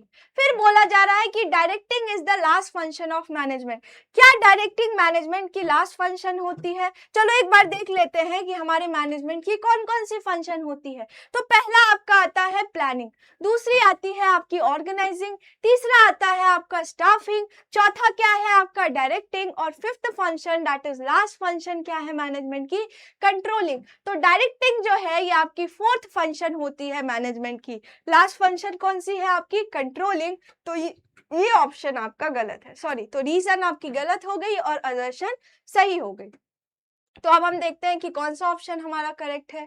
तो पहला है कि assertion is incorrect but reason is correct. नहीं, ऐसा नहीं है, ये ऑप्शन तो गलत है क्योंकि असर्शन हमारा सही है और रीजन गलत है। अब दूसरा क्या बोला जा रहा है कि assertion is correct but reason is incorrect, मतलब असर्शन सही है हमारा और रीजन गलत है। तो आपका करेक्ट ऑप्शन कौन सा हो जाएगा? ऑप्शन बी, क्योंकि बाकी ये दोनों तो होंगे नहीं, क्योंकि इसमें बोला गया है असर्शन और रीजन दोनों ही सही है लेकिन हमारा रीजन गलत है। तो आपका करेक्ट ऑप्शन हो जाएगा आपका option B, that is assertion is correct but reason is not correct और इट इज इनकरेक्ट। ठीक है, अब देखो नेक्स्ट क्वेश्चन आता है कि management can not be called an exact science. Management को हम एग्जैक्ट साइंस नहीं बोलते हैं। ये बात सही बोली गई है कि मैनेजमेंट को हम एग्जैक्ट साइंस नहीं बोलते हैं। क्या बोलते हैं उसे हम सोशल साइंस बोलते हैं, इन एग्जैक्ट साइंस, जिसे आप सोशल साइंस भी बोल सकते हो। अब देखो, बोला जा रहा है कि management deals with complex human behaviour which can not be determined with accuracy. ठीक है, अब बोला जा रहा है कि मैनेजमेंट जो है वो ह्यूमन बिहेवियर से डील करती है, जो कि सब्जेक्टिव होती है, कॉम्प्लेक्स होती है। तो जहां आप मैनेजमेंट के एक प्रिंसिपल को अप्लाई करते हो, ठीक है, वहां ही आप दूसरी सिचुएशन में उसी सेम प्रिंसिपल को अप्लाई नहीं कर सकते हो। ठीक है, तो मैनेजमेंट जो है कॉम्प्लेक्स ह्यूमन बिहेवियर से डील करती है। ठीक है, तो जो एप्लीकेशन होता है किसका, मैनेजमेंट प्रिंसिपल्स का, वो भी सिचुएशन के हिसाब से वैरी करती है। ठीक है, वैरी करती है, लेकिन साइंस में ऐसा नहीं होता है। अब मैनेजमेंट को इनएग्जैक्ट साइंस इसलिए भी बोलते हैं क्योंकि उसकी क्या है, यूनिवर्सल वैलिडिटी नहीं होती है, वो हर जगह वैलिड नहीं होता है, एप्लीकेबल नहीं होता है। तो दोनों ही स्टेटमेंट हमारे सही हैं, लेकिन आप देखोगे कि यहाँ एक और अगर रीजन रहता कि आपकी जो मैनेजमेंट है, मैनेजमेंट की जो प्रिंसिपल्स होती हैं उसकी यूनिवर्सल वैलिडिटी नहीं होती है, हर जगह वो अप्लाई नहीं हो सकता है। हाँ, मतलब वो यूज हो सकता है मोस्ट ऑफ द केसेस में, लेकिन हर जगह नहीं हो सकता, लाइक जो प्योर साइंस है उसकी तरह। तो दोनों ही स्टेटमेंट आपके करेक्ट हैं, लेकिन जो रीजन है वो आपकी असर्शन को करेक्टली एक्सप्लेन नहीं कर रहा है। ठीक है, तो आपका करेक्ट ऑप्शन हो जाएगा आपका ऑप्शन नंबर डी। क्या हो जाएगा, ऑप्शन डी। हालांकि माने अगर हम देखें तो ये सही भी हो सकता है। ठीक है, सही भी हो सकता है, क्योंकि मैनेजमेंट को क्यों बोलते हैं इन एग्जैक्ट साइंस, क्योंकि वो कॉम्प्लेक्स ह्यूमन बिहेवियर से डील करता है ना। उसकी जो प्रिंसिपल्स होती हैं, ठीक है, वो हर जगह एप्लीकेबल नहीं हो सकती है, यूनिवर्सल एप्लीकेबिलिटी या वैलिडिटी नहीं होती है, तो ये सही भी हो सकता है। ठीक है, लेकिन अगर आप देखो जो एनटीए जैसा क्वेश्चन पूछती है या फिर आपको जो डिफरेंट सैंपल पेपर्स दिए गए हैं उसमें आपको आंसर यही दिया गया है। ठीक है, तो आप कंफ्यूज मत होना। ठीक है, अब देखो, फिर आता है आपका कि management is termed as a process. हम जानते हैं कि मैनेजमेंट को क्या बोला गया है, प्रोसेस बोला गया है। क्यों प्रोसेस बोला गया है, क्योंकि उसमें इंटर रिलेटेड फंक्शंस आते हैं, प्लानिंग, ऑर्गेनाइजिंग, स्टाफिंग, डायरेक्टिंग और कंट्रोलिंग। तो ये स्टेटमेंट तो आपका करेक्ट है। दूसरा है कि management involves a series of interrelated functions like planning, organising, staffing, directing and controlling. तो मैनेजमेंट क्या होता है, मैनेजमेंट में एक सीरीज ऑफ फंक्शंस इन्वॉल्व रहते हैं। जो फंक्शंस है उसके planning, organising, staffing, directing and controlling, इसीलिए मैनेजमेंट को एक प्रोसेस कहा गया है। तो इसमें असर्शन और रीजन दोनों ही करेक्ट है, और जो रीजन है वो असर्शन को क्या कर रही है, करेक्टली एक्सप्लेन कर रही है। आप बिकॉज लगा के देख सकते हो। ठीक है, एक टेक्निक है, आप क्या कर सकते हो, आप या तो रीजन से स्टार्ट करो या असर्शन से, आप एंड में क्या करो, बिकॉज लगा दो। ठीक है, बिकॉज लगा दो। अब जैसे लगाओगे, management is termed as a process because management involves a series of interrelated functions. ठीक है, तो करेक्ट हो गया, क्योंकि दोनों चीजें एक दूसरे से रिलेटेड है। क्यों, क्योंकि मैनेजमेंट को एक प्रोसेस इसीलिए कहा गया है क्योंकि उसमें सीरीज होती है एक इंटर रिलेटेड फंक्शन की। तो यहाँ करेक्ट ऑप्शन हो जाएगा आपका option C, that is both assertion and reason are correct and reason is the correct explanation of assertion. तो करेक्ट ऑप्शन क्या है आपका, ऑप्शन सी। अब देखो, नेक्स्ट क्वेश्चन आता है कि management is considered as an intangible force. Management क्या है, एक इनटैंजिबल फोर्स है। अभी हमने डिस्कस किया टैंजिबल क्यों नहीं है, क्योंकि इसकी कोई फिजिकल एग्जिस्टेंस नहीं होती है, इसे हम नहीं देख सकते हैं, ना तो हम उसे छू सकते हैं, बस हम इसकी एग्जिस्टेंस को फील कर सकते हैं। इसीलिए मैनेजमेंट को क्या कहा गया है, इनटैंजिबल फोर्स कहा गया है। अब रीजन क्या है कि management can not be scene और फेल्ट और टच, तो दोनों ही सही है। अब बिकॉज लगा के देखो, management is considered as an intangible force because management can not be seen, felt और टच, तो दोनों ही स्टेटमेंट हमारे करेक्ट है। और जो रीजन है वो असर्शन को करेक्टली एक्सप्लेन भी कर रही है। कैसे, अब बोला जा रहा है कि मैनेजमेंट एक इंटेंजिबल फोर्स है क्योंकि मैनेजमेंट को ना हम देख सकते हैं ना हम टच कर सकते हैं, बस हम उसकी एग्जिस्टेंस को फील कर सकते हैं। तो हमारा असर्शन और रीजन दोनों ही करेक्ट है, और जो रीजन है वो हमारे असर्शन को करेक्टली एक्सप्लेन कर रहा है। तो यहाँ करेक्ट ऑप्शन आपका हो जाएगा ऑप्शन डी। कौन सा? Option D. अब देखो नेक्स्ट क्वेश्चन आता है कि coordination is not an exclusive function of the top management. अब बोला जा रहा है जो कोऑर्डिनेशन है वो टॉप लेवल ऑफ मैनेजमेंट का ही एक्सक्लूसिव फंक्शन नहीं होता है। हर लेवल्स पे जो मैनेजर्स होते हैं उन्हें ये काम परफॉर्म करना होता है। उन्हें जो एम्प्लॉयज हैं उनके डिपार्टमेंट में, जो रिस्पेक्टिव डिपार्टमेंट्स में या फिर अलग अलग एक्टिविटीज जो हो रही हैं उन्हें क्या करना पड़ता है, उनके एम्प्लॉयज के, उनके जो सबऑर्डिनेट्स हैं उनके एक्टिविटीज को इंटीग्रेट करना होता है, उन्हें कॉमन डायरेक्शन प्रोवाइड करना होता है, क्योंकि उनका गोल एक ही है, ऑर्गेनाइजेशनल गोल को अचीव करना। तो ये स्टेटमेंट तो आपका करेक्ट है। दूसरा क्या है? Coordination is the responsibility of all managers that is top, middle and operational levels. अब जो कोऑर्डिनेशन है ये सबकी अपॉर्चुनिटी सबकी रिस्पॉन्सिबिलिटी है। सब लेवल्स में जो सारे लेवल्स हैं मैनेजमेंट के, चाहे वो टॉप लेवल मैनेजमेंट हो, है ना, मिडिल लेवल मैनेजमेंट हो या लोअर लेवल मैनेजमेंट हो, ठीक है, तो दोनों ही हर लेवल पे कोऑर्डिनेशन की जरूरत होती है। और हर जो ये क्या है ना, डेलिबरेट प्रोसेस है, ये कोऑर्डिनेशन एक डेलिबरेट प्रोसेस है और हर लेवल पे जो मैनेजर्स हैं उनकी रिस्पॉन्सिबिलिटी होती है कि वो अपने रिस्पेक्टिव डिपार्टमेंट्स में कोऑर्डिनेशन बना के रखें। ठीक है, तो ये दोनों ही स्टेटमेंट सही है, लेकिन जो रीजन है वो हमारे असर्शन को करेक्टली एक्सप्लेन नहीं कर रहा है। तो यहाँ क्या है? हाँ, दोनों ही सही है, दोनों के बीच थोड़ी थोड़ी रिलेशन भी है, ठीक है, लेकिन यहाँ जब हम इंपॉर्टेंस ऑफ क्या करेंगे, यहाँ जो है हम अगर इंपॉर्टेंस की बात करें या फीचर्स की बात करें कोऑर्डिनेशन की, तो कोऑर्डिनेशन क्या होता है? कोऑर्डिनेशन क्या होता है? एसेंस ऑफ मैनेजमेंट होता है ना, ये डेलिबरेट फंक्शंस होता है, एक प्रोसेस होता है जो हर मैनेजर्स को क्या करना पड़ता है? परफॉर्म करना होता है, हर मैनेजर्स की रिस्पॉन्सिबिलिटी होती है। तो यहाँ करेक्ट ऑप्शन आपका ऑप्शन सी। अब देखो नेक्स्ट क्वेश्चन आता है कि management is a full fledge profession. क्या मैनेजमेंट फुल फ्लेज प्रोफेशन है? क्या मैनेजमेंट को हम प्रोफेशन बोलते हैं? नहीं, ठीक है, तो ये स्टेटमेंट क्या है आपका? गलत है। अब दूसरा है कि management meets the exact criteria of the profession. क्या मैनेजमेंट प्रोफेशन के एग्जैक्ट क्राइटेरिया को मीट करता है? यहाँ कुछ मिस्टेक है, यहाँ होगी मैनेजमेंट डज नॉट, ठीक है, यहाँ एक टर्म गलत हो गया।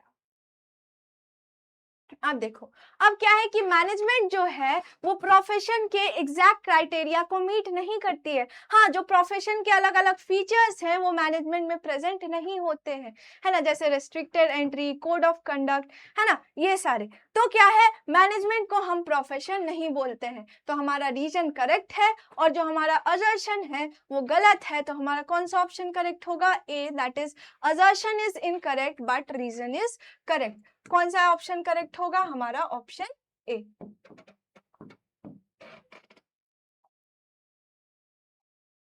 अब देखो नेक्स्ट क्वेश्चन आता है कि planning can not prevent problems. अब बोला जाता है कि जो प्लानिंग फंक्शन होती है वो प्रॉब्लम्स को प्रिवेंट नहीं कर सकती है ना, प्रॉब्लम्स को प्रिवेंट नहीं कर सकती है।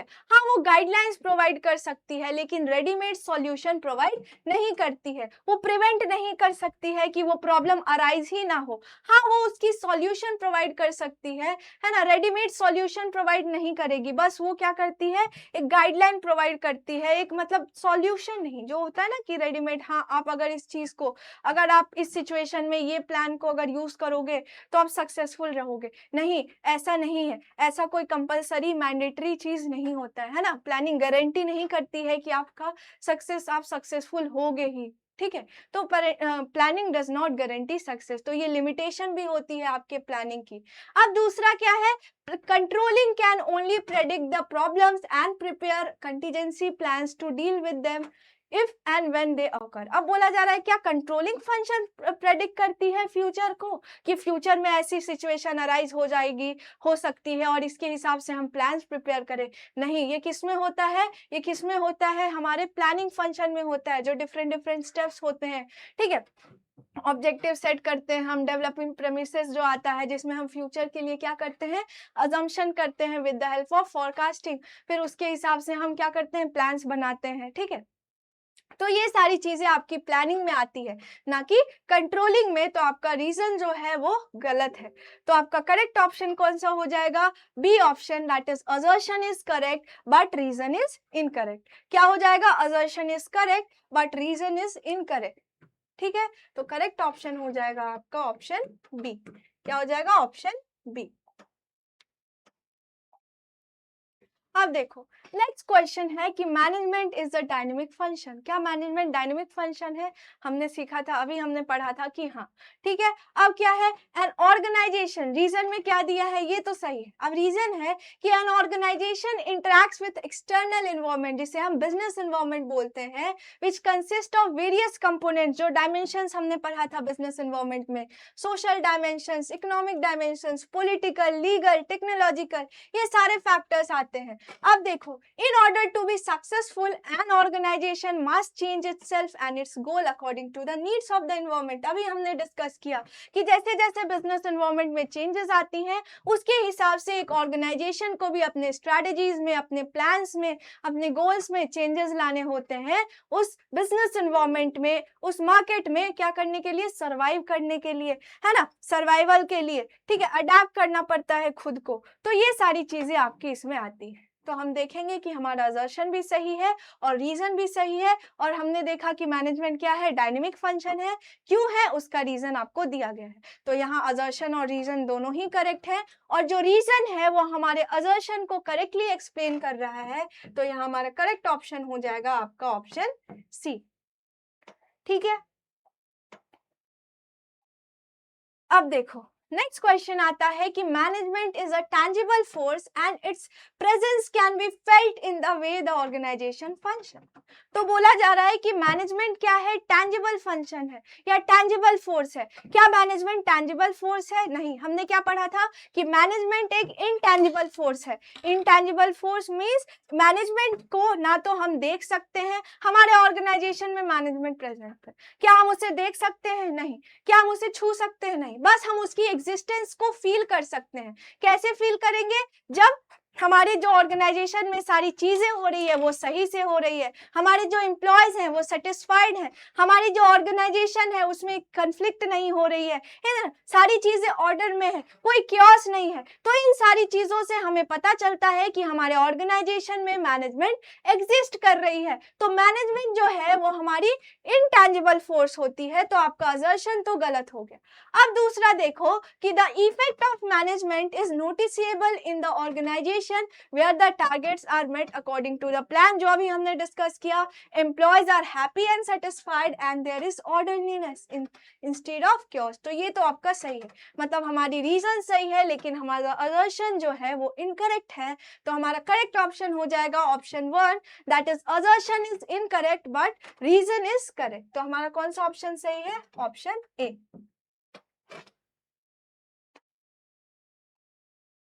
अब देखो, ये थे आपके असर्शन और रीजन वाले क्वेश्चन। अब जो थर्ड टाइप की क्वेश्चन एनटीए पूछती है एग्जाम में, वो है आपके मैच द फॉलोइंग वाले, मैचिंग वाले क्वेश्चंस पूछती है। तो हम उसे भी सॉल्व करेंगे। अब देखो, अब पहला क्वेश्चन है जिसमें कॉलम 1 में आपको कुछ टर्म्स दिए गए हैं और कॉलम 2 में क्या दिया गया है? उसकी एक्सप्लेनेशन दी गई है। तो पहला है इफेक्टिवनेस। इफेक्टिवनेस मीन्स क्या होता है कि जो हम काम कर रहे हैं वो सही तरीके से कर रहे हैं और टाइमली हम क्या कर रहे हैं? गोल्स को अचीव कर रहे हैं। तो कौन सा ऑप्शन सही होगा? It refers to achieving the goals on time. तो ए का आपका क्या हो जाएगा? ऑप्शन 4। क्या हो जाएगा? ऑप्शन 4। एक मिनट, ए का क्या हो जाएगा आपका? ऑप्शन 4। ठीक है, अब देखो, middle level management. Middle level management में आपके डिपार्टमेंटल्स और डिविजनल हेड्स मानते हैं आते हैं और उनका काम क्या होता है? जो डिपार्टमेंटल एक्टिविटीज हैं उन्हें देखना। अब देखो, it consist of divisional and departmental head. तो बी का क्या हो जाएगा आपका? 2। अब जब हम कोऑर्डिनेशन की बात करें तो कोऑर्डिनेशन एक बाइंडिंग फोर्स है जो ऑर्गेनाइजेशन की एफर्ट्स को, एक्टिविटीज को इंटीग्रेट करता है, एक कॉमन डायरेक्शन प्रोवाइड करता है ताकि जो हमारी ऑर्गेनाइजेशनल गोल है वो अच्छे तरीके से अचीव हो जाए। तो क्या है? It is one of the main functions of management. अब इससे क्या कहा गया है? एसेंस ऑफ मैनेजमेंट भी बोला गया है। ठीक है, अब देखो, एफिशिएंसी, एफिशिएंसी मीन्स क्या होती है कि हम जो काम कर रहे हैं वो मिनिमम कॉस्ट के साथ करें और कम रिसोर्सेस को यूज करके करें, ठीक है। तो क्या हो जाएगा, it refers to doing the task correctly and with minimum cost. तो कौन सा ऑप्शन करेक्ट हो जाएगा आपका, ऑप्शन 1, ठीक है।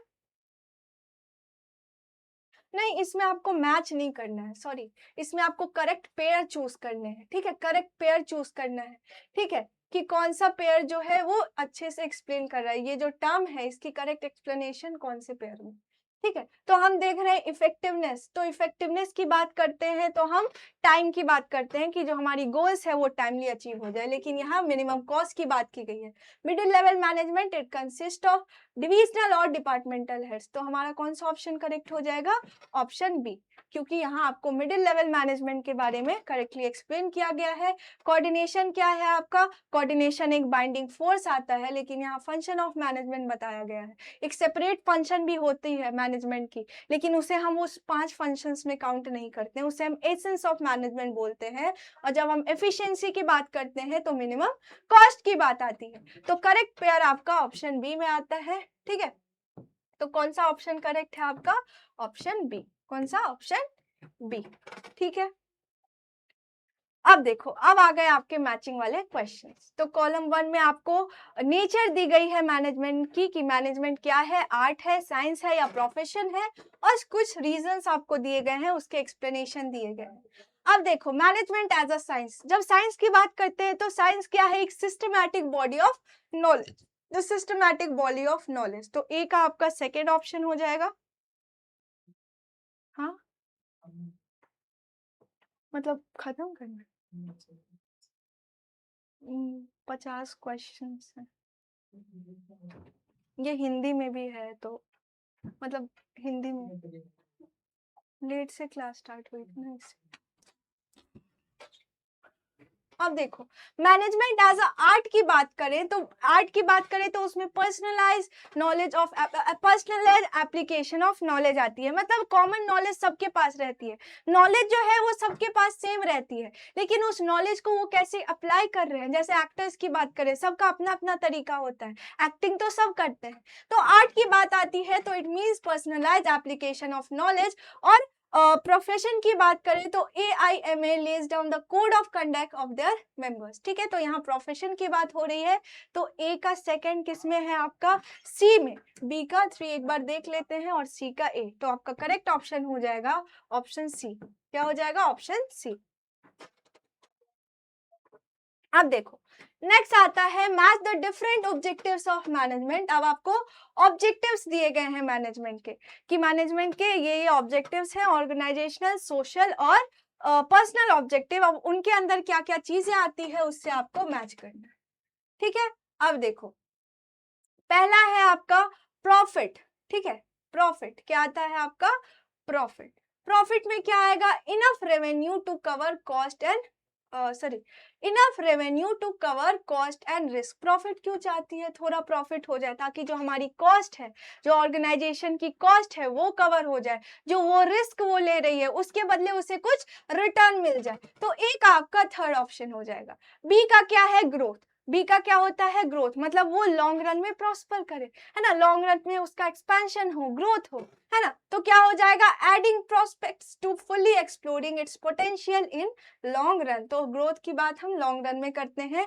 जब हम सोशल ऑब्जेक्टिव की बात करें तो सोशल ऑब्जेक्टिव में क्या होता है कि एक बिजनेस की क्या ऑब्लिगेशंस है सोसाइटी के लिए, क्यों, क्योंकि बिजनेस जो रिसोर्सेज यूज कर रही है वो किसकी होती है, सोसाइटी की होती है। तो बिजनेस की भी कुछ ऑब्जेक्टिव है सोसाइटी के लिए, जिसमें से एक आपका आता है environment friendly methods of production, ठीक है। तो वो आपका सेकंड में आ जाएगा। बाकी हम पर्सनल ऑब्जेक्टिव की बात करें तो उसमें एम्प्लॉय से रिलेटेड जो सारी चीजें हैं, एम्प्लॉय को बेनिफिट प्रोवाइड करने के लिए, जैसे सैलरीज, पर्क्स, ठीक है। तो ए का थर्ड आपका किस में आ रहा है, ऑप्शन ए में। एक बार चेक कर लेते हैं, बी का फोर्थ, ठीक है, सेकंड, सी का सेकंड और डी का 1। तो यहाँ करेक्ट ऑप्शन हो जाएगा आपका ऑप्शन ए। अब देखो, लेवल्स ऑफ मैनेजमेंट के बारे में पूछा गया है। टॉप लेवल मैनेजमेंट क्या करती है, वो ऑर्गेनाइजेशनल गोल को, पॉलिसी को फॉर्मुलेट करती है, तो ए का आपका सेकंड हो जाएगा। मिडिल लेवल मैनेजमेंट क्या करती है, मिडिल लेवल मैनेजमेंट क्या करती है, जो पॉलिसी या जो गोल सेट किया है किसने, टॉप लेवल मैनेजमेंट ने, उसे इंटरप्रेट करती है, उसे इंटरप्रेट करती है, तो बी का आपका थर्ड हो जाएगा, that is interpret the policy frame by top management. और लोअर लेवल मैनेजमेंट जो होते हैं वो आपके वर्कर्स के डायरेक्ट कांटेक्ट में होते हैं, तो सी का आपका वन हो जाएगा, that is interact with the actual workforce. तो वन का सेकेंड, बी का थ्री और थ्री का वन, ए का सेकेंड, बी का थ्री एंड सी का वन, तो आपका करेक्ट ऑप्शन हो जाएगा ऑप्शन ए। ठीक है, अब देखो, अब फंक्शंस ऑफ मैनेजमेंट के बारे में पूछा गया है, इधर आपको फंक्शंस दिए गए हैं। ठीक है, अब उनका क्या ऑब्जेक्टिव होता है, क्या एम होती है, उसके बारे में आपसे पूछा गया है। प्लानिंग में क्या करते हैं हम, एडवांस में सोचते हैं कि हमें क्या करना है, कैसे करना है, कब करना है, और ये जो हमारा काम है ये कौन करेगा। ठीक है, तो planning means determining in advance what is to be done. जब हम ऑर्गेनाइजिंग की बात करें, ऑर्गेनाइजिंग में क्या करता है, ऑर्गेनाइजिंग में हम सारे रिसोर्सेज को साथ में लाते हैं, चाहे कोई भी फाइनेंशियल रिसोर्सेज हो, ह्यूमन रिसोर्सेज हो, है ना, सबको साथ में लाते हैं और उनके बीच रिपोर्टिंग रिलेशनशिप स्टैब्लिश करते हैं, कौन किसे ऑर्डर्स देगा, कौन किसे ऑर्डर्स लेगा। तो इसमें क्या होगा, establishing authority responsibility relationship. Directing की बात करें तो इसमें हम सुपरवाइज करते हैं, है ना, लीडरशिप प्रोवाइड करते हैं, मोटिवेट करते हैं, तो ये सारी चीजें आपकी किस में आती हैं, मैनेजमेंट की जो फोर्थ फंक्शन है दैट इज डायरेक्टिंग। ठीक है, उसमें आती है, तो ये किस में आएगा, involves leading, influencing and motivating employees, तो बी का आपका 4 हो जाएगा। कंट्रोलिंग में हम क्या देखते हैं, कंट्रोलिंग में जो हमारी ऑर्गेनाइजेशनल परफॉर्मेंस है, जो प्रेजेंट परफॉर्मेंस है, उसे हम मॉनिटर करते हैं कि जो हमने स्टैंडर्ड सेट किया था, जो ऑब्जेक्टिव सेट किया था, जो प्लान्स बनाए थे, उसके हिसाब से सारी चीजें हो रही हैं कि नहीं। तो डी का आपका 3 हो जाएगा, that is monitoring organizational performance for achieving organizational goals. और स्टाफिंग में हम क्या देखते हैं कि जो हमारी जॉब पोजीशन है, डिफरेंट जॉब पोजीशन है हमारे ऑर्गेनाइजेशन में, उसमें सही नंबर ऑफ पीपल प्रेजेंट रहे हमारे ऑर्गेनाइजेशन में, जो पीपल हैं, जो एम्प्लॉयज हैं, वो रिक्वायर्ड क्वांटिटी में, ठीक है, करेक्ट टाइम पे प्रेजेंट रहे। तो क्या हो जाएगा, aims to ensure that the right people with the right qualification available at the right place. ठीक है, तो एक ई का आपका 2 हो जाएगा। तो आपका ए का 5 किस में है, ए में। ठीक है, तो बी का 4, ओके, सी का 1, डी का 3, ई का 1, ई का 2। ओके, तो यहाँ करेक्ट ऑप्शन आपका हो जाएगा ऑप्शन ए। अब देखो, आपको मैनेजमेंट के कैरेक्टरिस्टिक्स दिए गए हैं, उसके बारे में आपको एक्सप्लेनेशन दी गई है, कॉलम बी में आपको मैच करना है। ठीक है, अब देखो, मैनेजमेंट इज मल्टी डायमेंशनल, क्योंकि इसमें मैनेजमेंट ऑफ वर्क आता है, ऑपरेशन आती है और पीपल आता है, तो क्या हो जाएगा, ए का आपका ऑप्शन 4 हो जाएगा। अब हम जानते हैं कि मैनेजमेंट क्या है, एक गोल ओरिएंटेड प्रोसेस है। ठीक है, अब देखो इसका कौन सा हो जाएगा, goals are the basic reason for the existence of an organization, तो आपका बी का 5 हो जाएगा। अब मैनेजमेंट क्या है, मैनेजमेंट क्या है, एक कंटिन्यूअस प्रोसेस है, ठीक है, ऑनगोइंग प्रोसेस है, ये साइमल्टेनियसली परफॉर्म होती है, ठीक है, at every levels of management. तो डी का आपका 1 हो जाएगा, that all the management functions are simultaneously perform by managers on continuous basis. अब क्या है कि मैनेजमेंट इज ऑल परवेसिव, मतलब मैनेजमेंट जो है वो हर जगह एग्जिस्ट करती है, हर तरह की ऑर्गेनाइजेशन में एग्जिस्ट करती है, छोटी ऑर्गेनाइजेशन हो, बड़ी ऑर्गेनाइजेशन हो। ठीक है, अब इसमें क्या आ जाएगा, activities involve in managing an enterprise are common to all. और मैनेजमेंट क्या है, मैनेजमेंट एक ग्रुप एक्टिविटी है, तो क्या है, management helps the people to realise their individual as well as organisational goal. तो ए का आपका क्या है, 4, ए का आपका 4 किस में है, ऑप्शन 2 में, तो आपका करेक्ट ऑप्शन क्या हो जाएगा, ऑप्शन बी। एक बार आप चेक कर लेना बी का।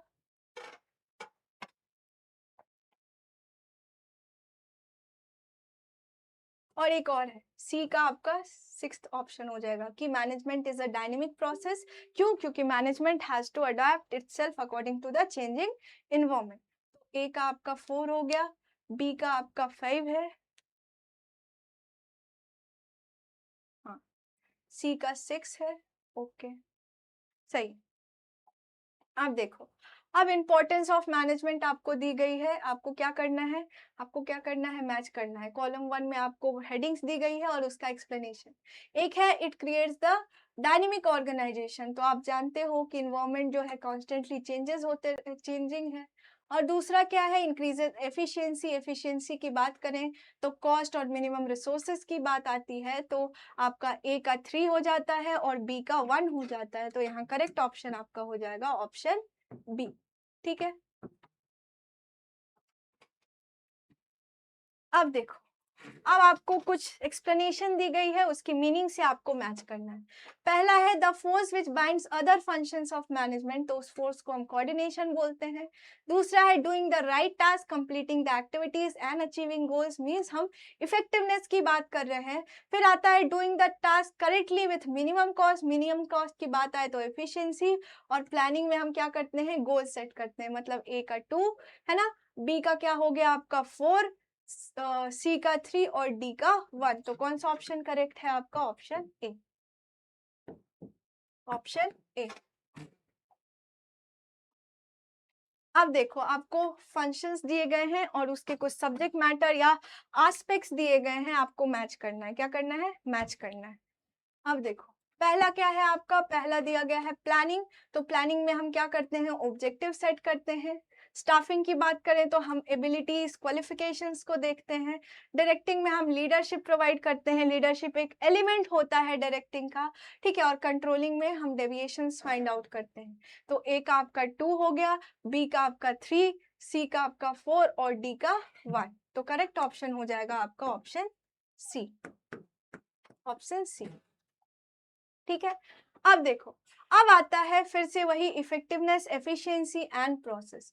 इफेक्टिवनेस मींस कि हम जो काम कर रहे हैं वो टाइमली करें, finishing the task on time, और कम कॉस्ट के साथ करें तो एफिशिएंसी की बात करते हैं। और क्या है प्रोसेस, क्योंकि मैनेजमेंट में एक सीरीज आती है इंटर रिलेटेड फंक्शन की, जो कि planning, organising, staffing, directing and controlling, means A का 2, बी का 1 और क्या है सी का 3, ए का 2, बी का 1, सी का 3। ठीक है, तो आपका करेक्ट ऑप्शन हो जाएगा आपका ऑप्शन।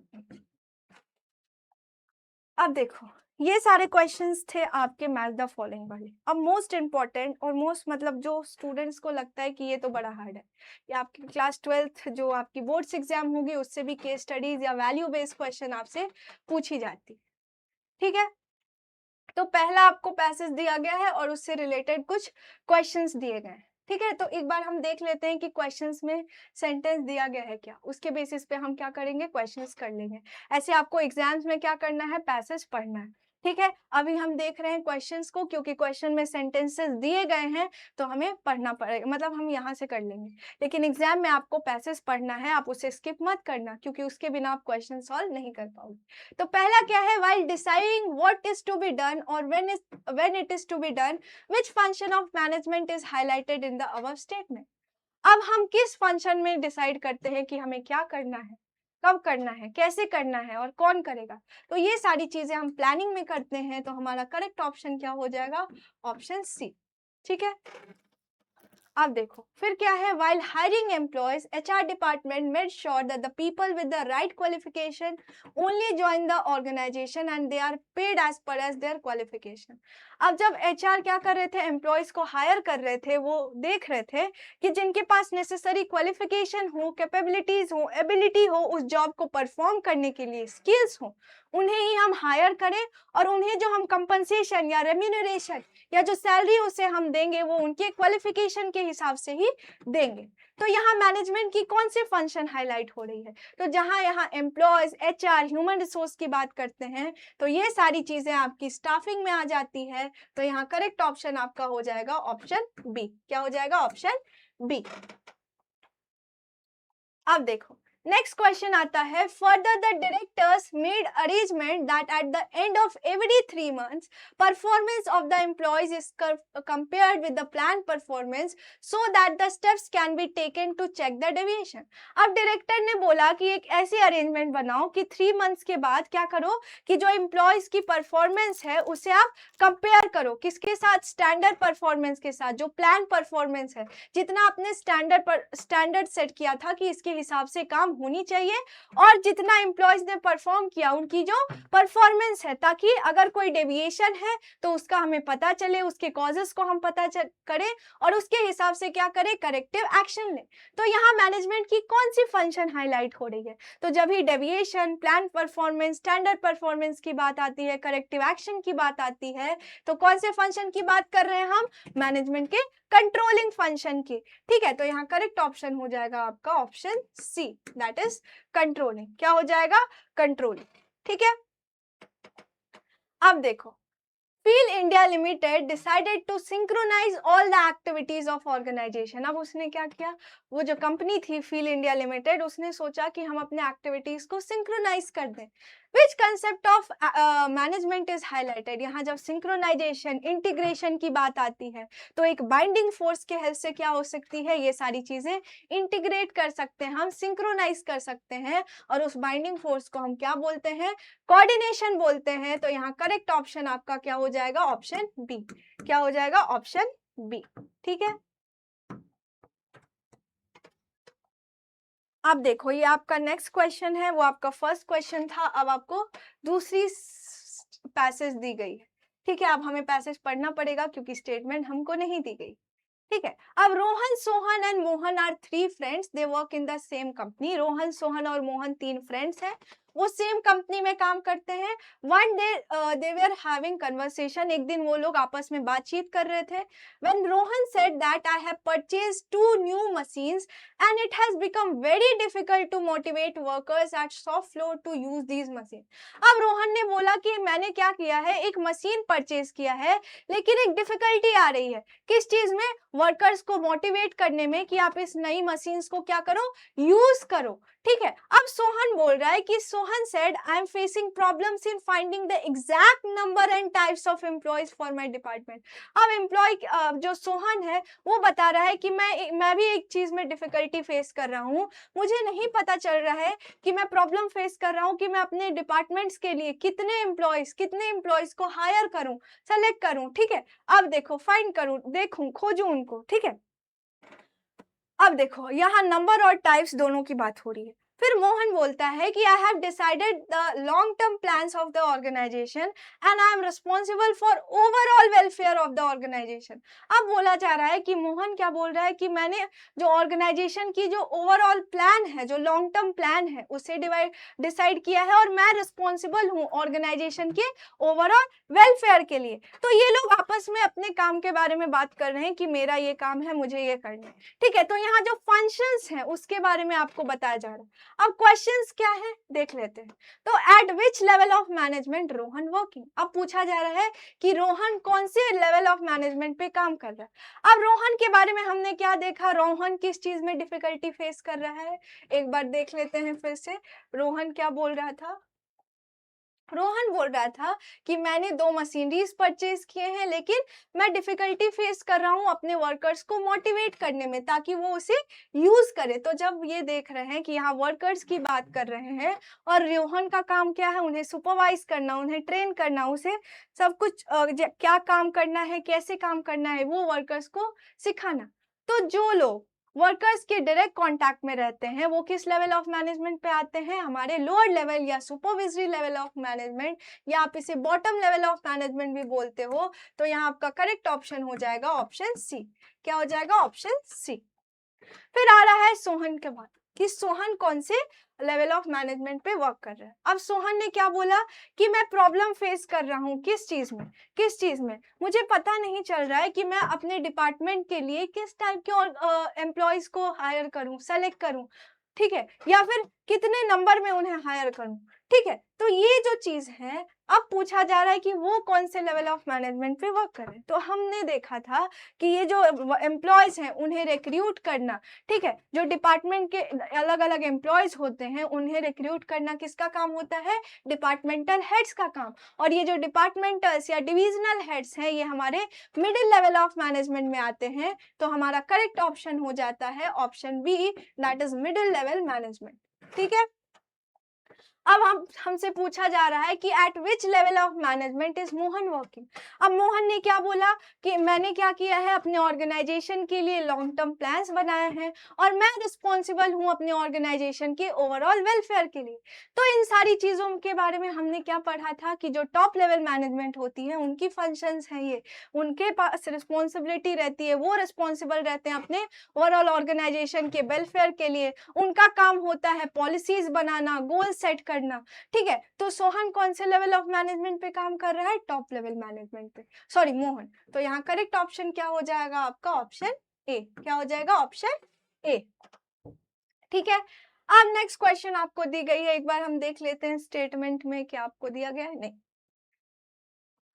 क्या है, PQR Limited, a garment manufacturing company, set the target production of 100 garments per month at the estimated cost of 200 per garment। अब PQR Limited एक क्लोथ और गारमेंट मैन्युफैक्चरिंग कंपनी है, उसने टारगेट सेट किया कितने का, 100 गारमेंट्स पर मंथ, मतलब एक मंथ में 100 गारमेंट्स एक जो वर्कर्स हैं उन्हें बनाना है, और एस्टिमेटेड कॉस्ट कितनी रहनी चाहिए, 200 पर गारमेंट्स।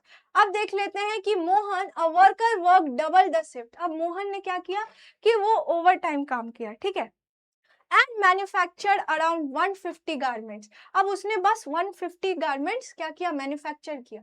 ठीक है, नहीं सॉरी, 100 का टारगेट था, कितना टारगेट था, 100 का, लेकिन उसने ओवर टाइम करके, है ना, ओवर टाइम शिफ्ट से 150 गारमेंट्स उसने बनाए, मतलब ज्यादा, है ना, but at the estimated cost of 230 पर गारमेंट्स। अब हम देख रहे हैं कि मैं भले ही मोहन ने क्या किया है, ज्यादा आउटपुट प्रोड्यूस किया है, लेकिन जो पर कॉस्ट है उस आउटपुट की वो ज्यादा है, क्योंकि कंपनी ने बोला था कितनी रहनी चाहिए एस्टिमेटेड कॉस्ट 230 और 200, लेकिन उसने कितना, उसने जब प्रोड्यूस किए, जो गारमेंट्स प्रोड्यूस किए, तो उससे पर यूनिट कॉस्ट कितना आया, मतलब पर आउटपुट कॉस्ट कितना आया उसका, 230, मतलब ये कॉस्ट उसकी ज्यादा है।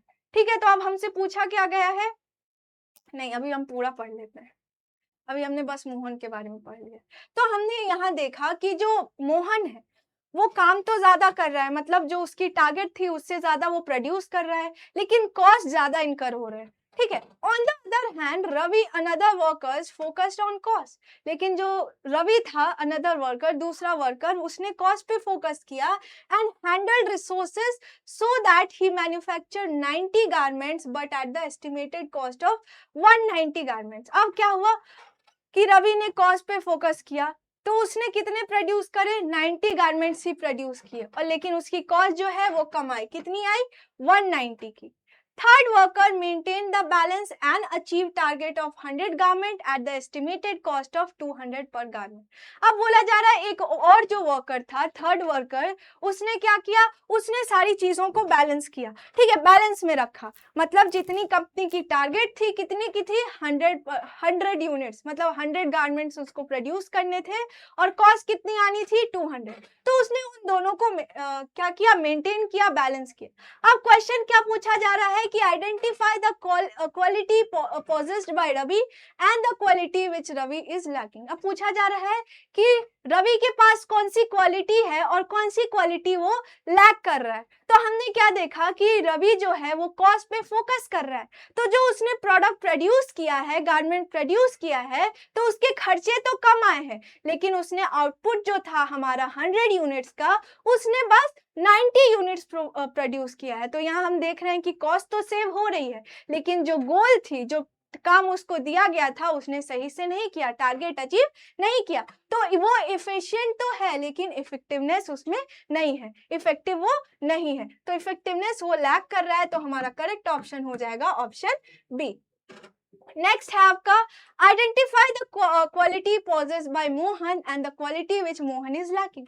अब मोहन के बारे में पूछा जा रहा है कि कौन सी क्वालिटी उसके पास है और कौन सी क्वालिटी वो लैक कर रहा है। अब हमने देखा कि मोहन ने क्या किया, ज्यादा आउटपुट प्रोड्यूस कर दिए, मतलब टारगेट 100 का था और उसने 150 गारमेंट्स प्रोड्यूस किए, लेकिन कॉस्ट कितनी आई पर यूनिट 230, लेकिन एस्टिमेटेड कॉस्ट कंपनी ने क्या बोला था कि 200 रहनी चाहिए। तो वो इफेक्टिव तो था, उसने काम तो किया, लेकिन कॉस्ट उसने ज्यादा इनकर कर लिया, मतलब वो इफेक्टिव तो है लेकिन एफिशिएंट नहीं है। तो इफेक्टिवनेस तो है उसके पास लेकिन एफिशिएंसी वो लैक कर रहा है। तो हमारा करेक्ट ऑप्शन हो जाएगा ऑप्शन ए। ठीक है, अब देखो नेक्स्ट क्वेश्चन है कि which worker will be preferred by management. अब बोला जा रहा है कि जो मैनेजमेंट है वो कौन से वर्कर को प्रेफर करेगी, रवि को, मोहन को, या जो थर्ड वर्कर था। तो हमने देखा कि रवि क्या है, एफिशिएंट है बट इफेक्टिव नहीं है। मोहन की बात करें वो इफेक्टिव है लेकिन एफिशिएंट नहीं है। लेकिन जो हमारा थर्ड वर्कर था उसने इफेक्टिवनेस और इफिशियंसी के बीच क्या की बैलेंस बना के रखी। वो इफेक्टिव भी है और इफिशिएंट भी है, मतलब जितनी टारगेट उसको दी गई थी 100 यूनिट्स की उसने प्रोड्यूस किया और उसकी जो कॉस्ट आई वो भी 200 पर यूनिट्स की आई। तो जो मैनेजमेंट है वो थर्ड वर्कर को प्रेफर करेगी। तो यहाँ करेक्ट ऑप्शन हो जाएगा आपका option C, that is third worker. ठीक है, तो सारी चीजें क्लियर है। ये कुछ एक्सपेक्टेड एमसीक्यूज थे, इंपॉर्टेंट एमसीक्यूज थे जो आपके फर्स्ट यूनिट से आ सकते हैं, क्वेश्चंस यहाँ से पूछी जा सकती है, क्योंकि इसके अलावा आपके फर्स्ट यूनिट में कुछ भी नहीं। ठीक है, तो आई होप कि आपको सारी चीजें समझ में आई हो। अगर फिर भी कोई क्वेश्चन में डाउट हो तो एक बार आप मुझे कमेंट सेक्शन में जरूर बताना। मैं नेक्स्ट वीडियो में आप सभी के डाउट्स को क्लियर करूंगी। तब तक के लिए थैंक यू।